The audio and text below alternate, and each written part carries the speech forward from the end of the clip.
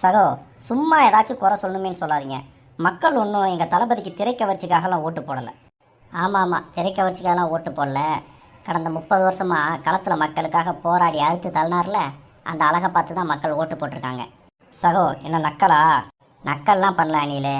தொகுதியில் யார் வேட்பாளராக நிற்கிறாங்க, அவங்க பேர் என்ன, அவங்க ஆணா பொண்ணா, அவங்க இந்த தொகுதிக்காக என்ன வாக்குறுதி கொடுத்துருக்காங்க அப்படின்றத பற்றி கவலைப்படாமல், ஏன் ஓட்டு போடுறோம், எதுக்காக ஓட்டு போடுறோம் அப்படின்றத பற்றி சிந்திக்காமல் விஜய் அப்படின்ற ஒற்றை முகத்துக்காக வாக்கு செலுத்துகிறாங்கன்னா இது திரை கவர்ச்சி இல்லாமல் அரசியல் புரட்சி நான் சொல்ல முடியும். சகோ, அது அப்படி இல்லை சகோ. வேறு எப்படி அணில? விஜய் என்ற மனிதன் கடந்த 30 ஆண்டுகளாக படம் நடித்ததை தவிர இந்த சமூகத்துக்காக என்ன போராட்டங்களை முன்னெடுத்தார்? இப்படி மக்களுக்காக களத்தில் இறங்கி போராடாத ஒருத்தருக்கு 2 ஆண்டுகளில் நீங்கள் உச்சபட்ச அதிகாரத்தையும் கொடுப்பீங்கன்னா இது திரை கவர்ச்சி இல்லாமல் வேறு என்ன? நீங்கள் ஒத்துக்கிட்டாலும் ஒத்துக்கலைனாலும் இதுதான் யதார்த்த உண்மை.